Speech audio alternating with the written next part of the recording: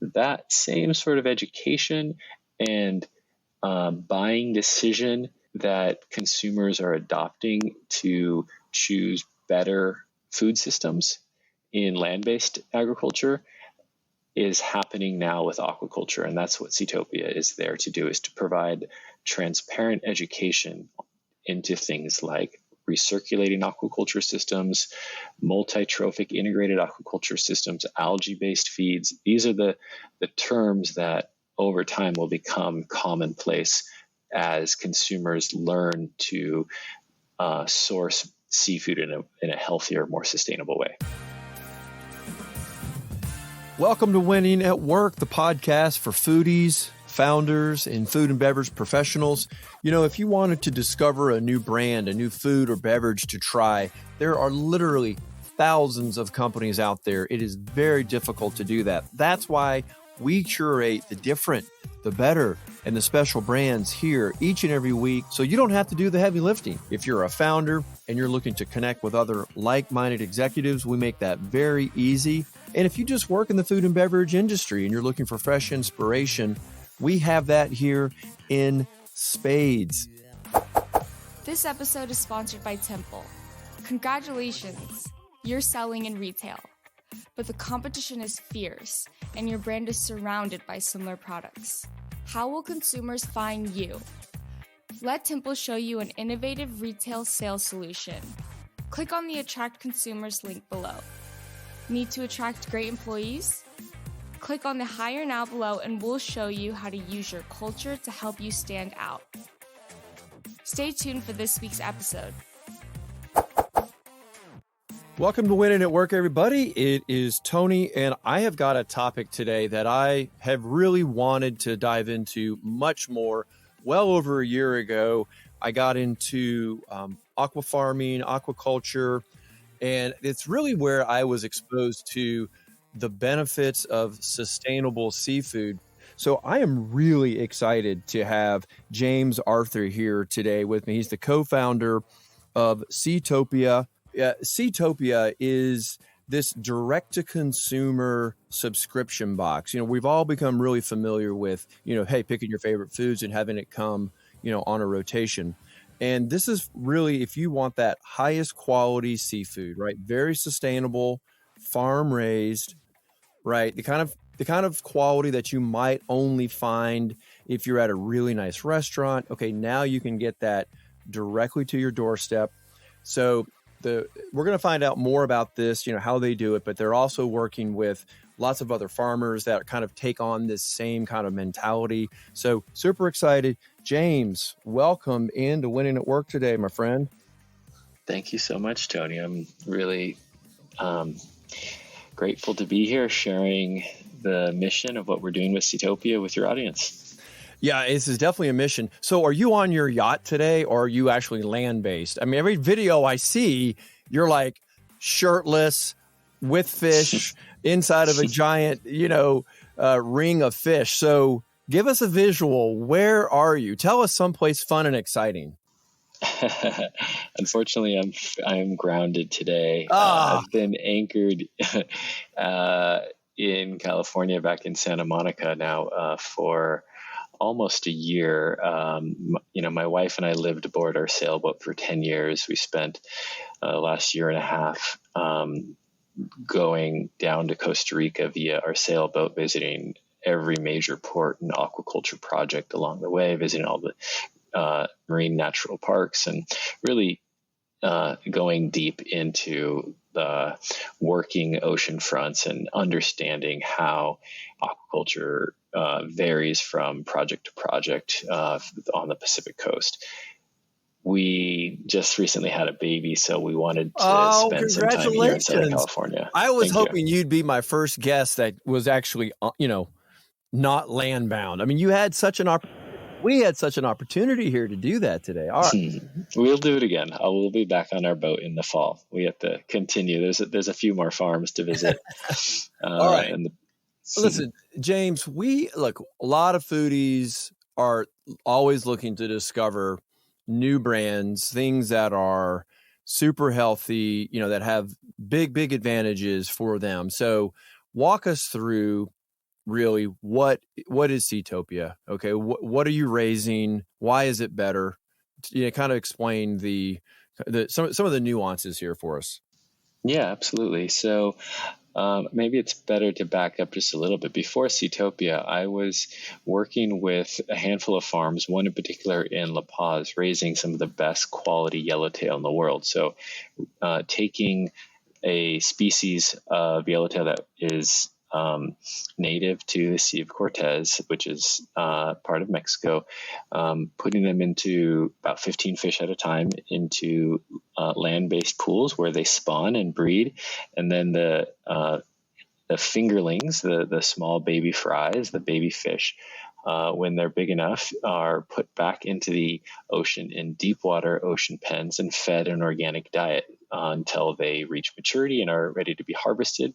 And we sold those fish to the best chefs in Southern California, some in Vegas and some in New York, but really was creating this farm to table supply chain for Michelin star farm to table restaurants who were looking for access to fish that were raised on a premium organic diet, resulting in consistent, clean, fatty, healthy fish. So farm raised seafood in the same sort of principles that you would expect from the best farms raising beef or chicken or tomatoes for that matter. We all know that there's a huge variance in the quality of sort of commodity based produce that you might get at a general grocery store from the quality that gets delivered to the best restaurants in the world. Well, we were raising the best quality fish in the world. And when the restaurants closed down and the buy-side supply or demand turned off overnight, we launched Seatopia, which is this direct-to-consumer box, enabling every home chef in America to get access to the best farm-raised seafood in the world. So this is farm-raised seafood raised without antibiotics, without hormones, on the cleanest diet. So not just commodity diets, not diets that are depleting the ocean. These are the most sustainable, the cleanest, the omega-rich diets, algae-based feeds and alternative protein sources like soldier fly larvae that are providing the fish with the balance of fats and proteins that they need to be really healthy, not need antibiotics because they're being fed, GMO products and that cause inflammation. This is absolutely the same fish that has won Michelin star awards time and time again. That's incredible that the consumer now has access to that. And I love the fact that these pens are low density. I mean, I did a deep dive as well, no pun intended, into your tanks, and you're not going out to the open seas. You kind of curated, your brood stock. And now you can kind of keep working from that. So you really didn't deplete the oceans, really. You're now kind of managing your own infrastructure. 100% mitigating pressure on the ocean. We can harvest 1 million fish that were raised from eggs of 15 wild-caught fish. So 15 fish can produce 1 million farm-raised fish fed a clean, truly sustainable diet versus taking 1 million wild-caught fish out of the ocean. So we've mitigated pressure with every single lot, every single harvest, every generation is significantly mitigating pressure on the oceans. And it's frankly a cleaner, more controlled environment because unfortunately we live in a day and age where the pollution from our land-based fertilizers with glyphosate and other sort of weed killers, with the pollution from coal-fired plants and all the mercury that falls back down to into the streams and into the rivers and goes down to the oceans. It's all bioaccumulating. Plastics that break down into microplastics are now in the food chain. So if you lab test wild-caught seafood from any part of the ocean, whether you're in the Marianas Trench or the most perceived pristine environments like Alaska, unfortunately, microplastics, heavy metals, these pollutants are now distributed throughout the entire seafood supply chain. So in order to actually get the benefits of what was traditionally like considered a Mediterranean diet of clean, healthy omega-3s, we have to look somewhere else. And fortunately, civilization has evolved forms of farming that are scalable and can be done well. Not to say that all farming, especially factory farming, is necessarily healthy for the planet or for humans, but there are methodologies like permaculture, agriculture, regenerative practices being done on land and really advancing the health of the consumer and of the land and the animals. These same sort of practices are starting to be scaled within the ocean, and Seatopia exists in order to help cultivate demand and support those farms. By the way, I love the name. I'm really biased toward that because years ago when I was running my own business, it was Jobtopia, and I just love just the idea of utopia, of that, you know, that search for perfection, and I just love that. I love that you're using it in a way that it just tells everybody, it should tell everybody, you know, what you're doing. I'd love to just comment on that for 1 second, because, you know, we live on the blue planet, right? More than 70% of the planet is covered by water. If done correctly, in balance, when the oceans are in symbiotic harmony of abundance, it is a Seatopia. This blue planet should be working in a way that can create a healthy, abundant resource for the entire world. When we're not respecting the oceans, when it's not a Seatopia, it's literally just death to the planet. This planet is reliant on our oceans for oxygen, for climate control and mitigation. And if we're not respecting that, we're literally not respecting the oceans. And there is a way to harmoniously work with the oceans. It's just a matter of following the principles of, you know, evolutionary testing and integration that has created these abundant relationships in the ocean. Now, when we implement those same practices in food systems, in aquaculture, in integrated multi-trophic aquacultures following permaculture design, we can create a Seatopia, and it is happening. There are a handful of farms that we're working with now that have a net positive impact on the environment, and those are the farms that we're trying to support and celebrate to create that sort of Seatopia vision. Yeah, thank you for the backstory on that, because, you know, when it came out on Netflix, what was it? Seaspiracy. Yeah, Seaspiracy. Thank you. I mean, obviously it's sensational. It's meant to be sensational. It's meant to shock you, you know, and they did a great job. It's horrendous. Mm-hmm. Yeah, even great if only, filmmakers. Yeah, I mean, even if only half of it's true and happening on the scale, it's still terrifying, you know. Absolutely. So we definitely need more harmonious solutions. Yeah. Exactly. Yeah, they did a wonderful job of highlighting the doom and gloom, and there's a lot of validity to the things that they outlined. Some of it was hyperbole and selective data points that out of context don't actually reflect the realities. But there's some realities that are absolutely, you know, huge problems. Like overfishing is a huge problem. Shark finning is a huge problem. Bycatch is a huge problem. And even in farming, just because it's an aquaculture farm raised fish does not mean that it's being done sustainably or in a clean, healthy manner. Just like we have land-based chicken farms, indoor high-density factory farms pumped full of antibiotics because they're getting fed super cheap feeds that are causing inflammation. Same thing with cattle. Same thing with fish. Not all farms are created equal. So how do we describe and articulate the farming methodologies that we want? And we've learned with chicken that we want cage free, and then we learned more, and we knew that we wanted pasture raised, and we knew that we didn't want corn fed. We wanted the same sort of principles of, you know, the animals roaming and eating a varied diet, and the same thing we see with cattle, with the transition from simply asking for USDA prime to people now asking for grass-fed, regenerative, and specific farms by name.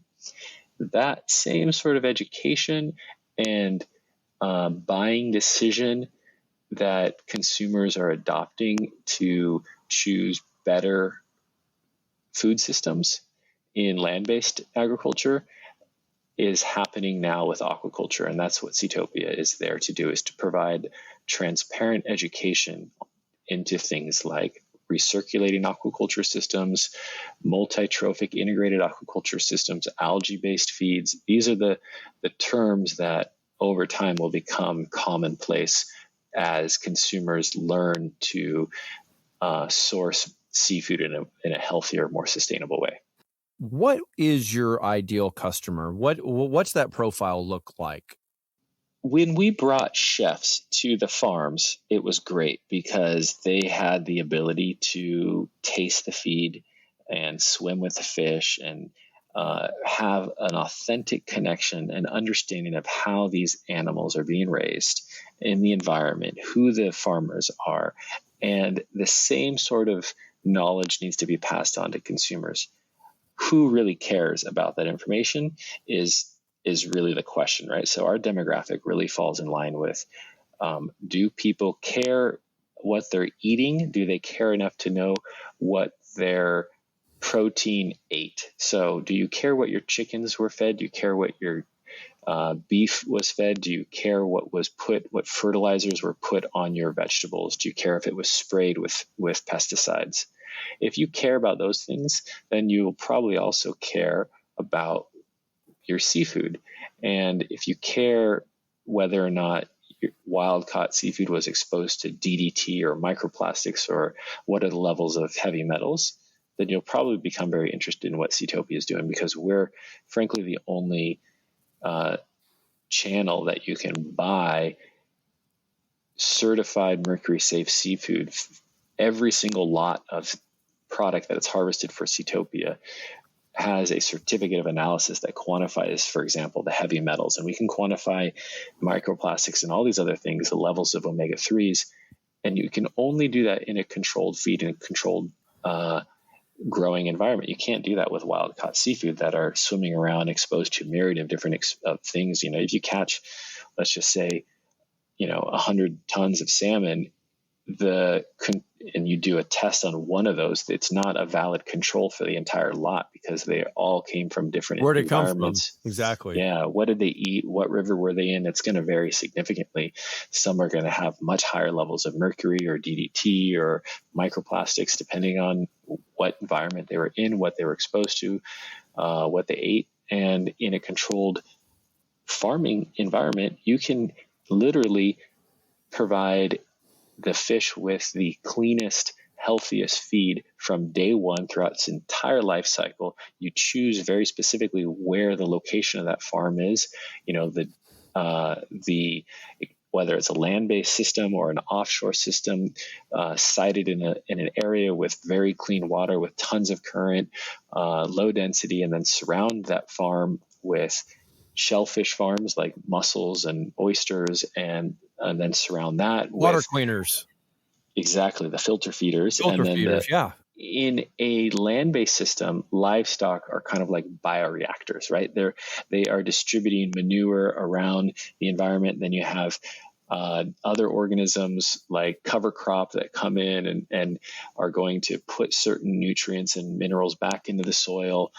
In the ocean, you have an integrated multi-trophic environment. You have things like your filter feeders that you were alluding to, the scallops, oysters, mussels, and they're literally just pulling any sort of particles out of the water column. So sometimes they're pulling the dissolved content of, or the effluent of a fish farm. So the nitrogen poop from a salmon farm, for example, concentrated in one environment without a symbiotic partner, sure, that could become an overabundant concentration of nitrogen and burn and destroy the seafloor. But that is a perfect corollary to what happens in a factory farm for cattle. But when those cattle are roaming around and distributing that manure, it becomes a fertilizer, and other organisms eat that and consume that. In the ocean, the scallops, the oysters, and the mussels are stoked to have access to to those nutrients. And then another layer down, you have things like lobsters, sea cucumbers, sea urchins. And then another layer down, you have kelps. And the kelps are going to be absorbing other nutrients and putting oxygen back into the environment. So nature did It's this amazing, in abundance. isn't it? I mean, there's been a lot of research done by Mother Nature over the years, and we're just trying to figure out how to replicate that. And the main takeaway is an evolution away from monoculture and into polyculture or integrated multi-trophic aquaculture. A lot there that we can unpack and research for those who are not as familiar, but it's a good introduction for people to kind of understand, the world that you live in to provide this kind of clean protein source, because there's a lot that goes into it to keep that water pure, not just the feed, but the water and the environment around it. There's a long way to go. By no means is the system perfect. We're creating the market to help support farms in these transitions. I want us to transition here in just a second into a little bit more about your business model, because we do have, entrepreneurs and founders and other food and beverage folks that are trying to kind of sort out the business side, the operational side of what you do. I spent 8 years developing a brand of Yellowtail, but I'm no longer involved in that day to day. And the biggest takeaway from that lesson was that until we know who our customers are, the risk of the business is just too great, because the existing supply chain for seafood didn't have incentives to iterate towards cleaner, healthier, more sustainable practices. So, for example, the feed for a carnivorous organism, like most of the fish that people really want, like salmon and yellowtail, is the single most expensive aspect of farming fish. And as a result, a lot of farms will try to improve their operating costs by lowering the cost of the feed. And there's a lot of bait fish that can be acquired for pretty inexpensive, ground up and turned into a fish meal. That's one solution. There's a problem with that, though. The first problem is bait fish are not in an abundant and infinite supply. So to create a truly scalable food system, we can't keep extracting wild bait fish. Second problem with that is the exposure to pollutants that those bait fish had then just bioaccumulate and concentrate. Right. Yeah. You're going back to the original problem that you were solving for, is you're now introducing another variable. Yeah. Yeah. And then another source of inexpensive feed for fish farms is land-based sources of fats and proteins. And the most subsidized, widely available sources there is things like corn and soy. If it's GMO free, if it's organic, if it's raised in a healthy manner, maybe that is part of the solution. But frankly, we're getting so much soy and corn in our diets and other from everything else that we don't actually need more omega-6s in our diet, and the fish don't either. Because just like in you and me, those omega-6s create inflammation in our systems, and it causes that in the fish. And then inflammation results in the fish being at a higher propensity for disease. And generally, if a fish farm is feeding them a high concentration of those soy and corn-based proteins and fats, they're probably also having to use some sort of preventative antibiotic. So that's like a real good telltale sign. If the fish are being fed those sort of things, they're probably also being fed the antibiotics. If they're not being fed antibiotics, they're probably being fed a healthier diet to begin with. So that's kind of fish feed 2.0. Fish feed 3.0 is really what we're excited about now, and what we're really promoting is sort of the return to the original source of the omega-3s. One thing that a lot of people don't realize is that fish don't produce omega-3s. With a very rare exception, 99% of fish do not produce their own omega-3s. They eat smaller fish that ate phytoplankton, that ate plankton, that ate the algae that created the omega-3s. So the algae is the original source in the food web that bioaccumulates up into the fish. And then we eat those omega-3s, and that's the indisputable heart-healthy oils that we all benefit from in a Mediterranean diet. Well, we're now seeing the commercialization of algae grown oils. So producing omega-3 oils from algae grown in industrial scales to slowly become price competitive with those land-based oils like canola oils, and slowly become competitive with the marine-based oils. And that source of oil is cleaner and healthier for the fish and for us humans and for the planet. But it is a little bit more expensive. So we're endeavoring to make contracts with our farm partners to guarantee that we will buy anything that is produced using these increasing percentages of the algae-based oils that are available. And then on the protein side, there's a myriad of different sources of protein that are being developed. Things like soldier fly larvae and single-cell bacteria and yeast being grown at industrial scales in order to produce the proteins instead of just the soy-based proteins or the fish meal proteins. And combining those sort of alternative proteins with the algae-based oils, this sort of fish feed 3.0, we're able to produce fish that are cleaner, healthier, and truly sustainable and scalable. James, your background, if we go back a little bit, photojournalist, digital marketing. I want to understand the business, the operational side of how you're going about attracting your consumers in this DTC model. We know DTC can be very expensive on a number of fronts. People can track the metrics of what did it cost to get an impression, to get a click, to get them to go to your website and join your email list and so on and so forth. I think you're figuring something out, and I want to understand what that is, what's working for you and what doesn't work.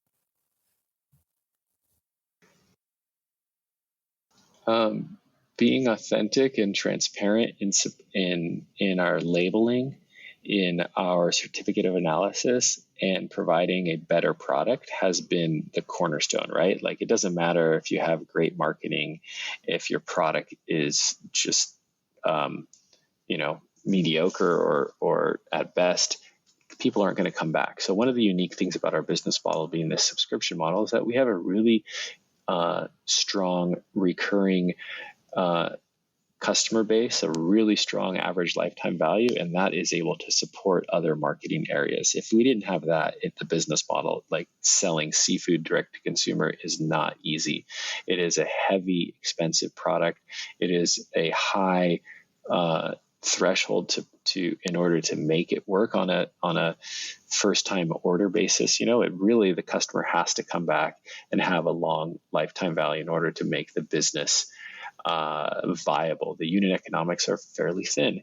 That said, what's working is speaking to audiences that care about their food sources. So whether it's a biohacker or a functional medicine doctor or a nutritionist, people who are investing in their own livelihood to, whether it's for purposes of longevity or just health and wellness, if you're buying the best quality whey protein or the best quality raw milk, or you're really just a passionate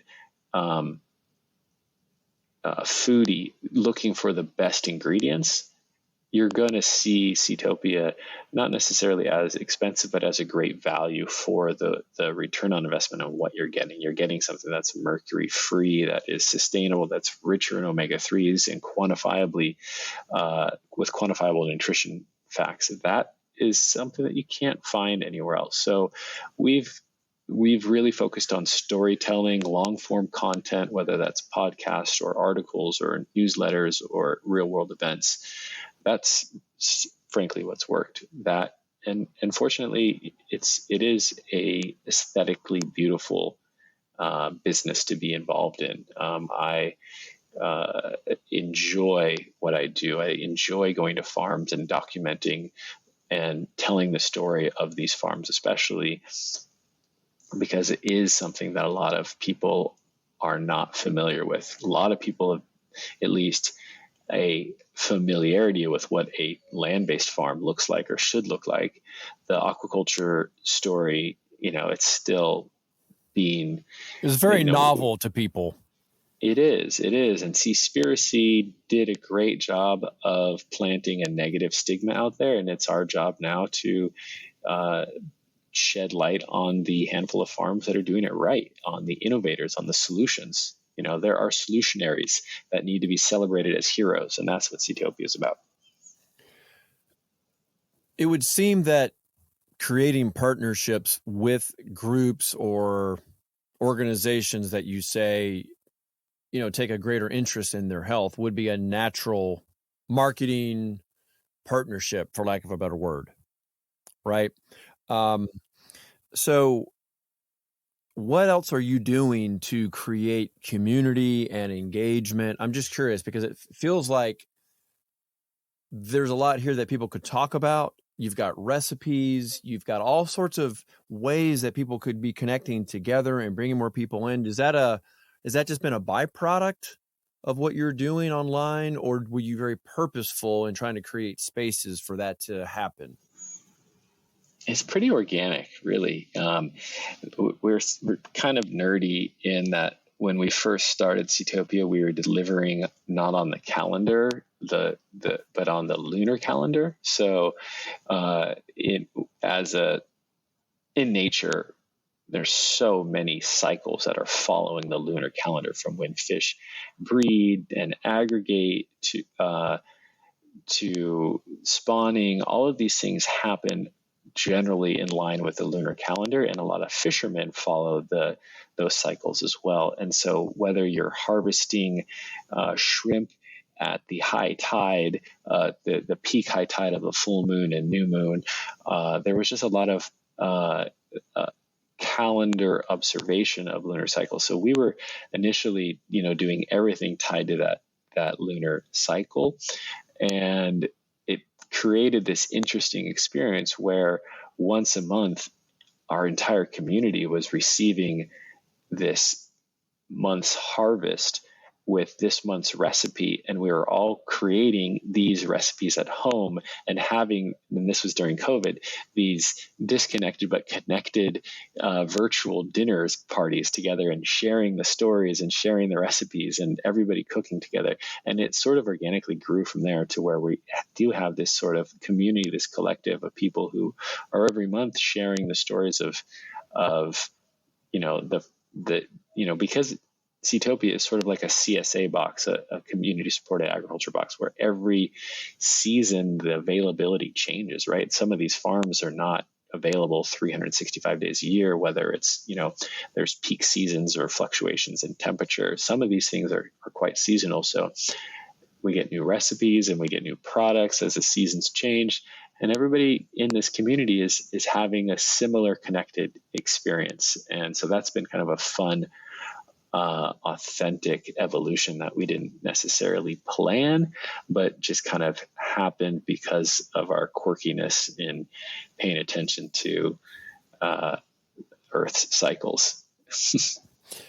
So as we begin to wrap up, I'm trying to think like what other natural business pairings could go with what you're doing. And, there's, I don't know, paraphernalia for cooking or seasonings and things like that. Is this a natural expansion for you to add those different types of SKUs? I'm just gonna be kind of curious to get your opinion around that. Yeah.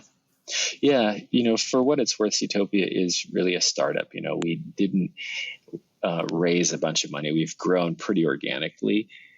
We do have some backing from some very reputable investors now, but it has been a slow organic growth, starting with just the basic seafood components from the best farms in the world, now we're at this point where we have enough headspace and the team has grown a little bit to where we are going to be expanding our offering. We're in the coming months offering quite a few new products from new farm partners and supporting accoutrement. So things like special sauces and kit and spices and caviar and ikuda and chef knives and things that just make the experience more enjoyable, funner, and probably just better, right? So some fish are very easy to cook or not cook, and others require a little bit more of a nuanced approach. Things like the collar of a fish, which is the clavicle, which is in a restaurant either just served at sushi bars or in a lot of like more Americanized restaurants, it's just saved and the chefs eat it in the back because most people aren't familiar with it. It's some of the fattiest, richest flavor on a fish, but if you don't cook it correctly, it just kind of falls apart and turns mushy. It requires certain technique, and so we're endeavoring to expand not only the paraphernalia, the accoutrement, but also our education. So more like cooking classes and 101 sort of experiences, both real world and virtual. So yeah, we are evolving. We're also going to be evolving back to being able to do more farm trips like we used to do with the chefs, bringing consumers to visit the farms, more of like a ecotourism kind of culinary tourism experience. So bringing our VIP customers to visit the farm and have celebrity chefs there at the farm and having these sort of farm dinners, and then bringing VIP customers into our warehouse to do real world cooking demos and then turning around and sharing that content with our subscribers. So we're expanding the offering and the education and experience for our customers. Wow. That's just going to give everybody so many ideas of how to take a great idea and, as you say, add these accoutrements and build that kind of natural, authentic engagement with your market, with how they might be using your product. I think it's great. James, I only have like 20 more questions that I'm not going to be able to get to. So we'll either have to do podcast part 2 or a live stream. This is me just getting rid of the rest of my questions because we don't have time. Because let's do it again. We'll share those over social media or something. Yeah, exactly. So what is the best way for people to find you and to maybe try a box or, just get engaged online and just kind of see what other people are doing with it? Seatopia.fish is our URL. Seatopia.fish is this quirky little URL that we found right when we launched the company. We were lucky that these new domains were coming out. On Instagram, it's just at Seatopia. I think we might have a YouTube channel, Seatopia Collective or something like that. But yeah, I think Instagram is our main sort of online channel.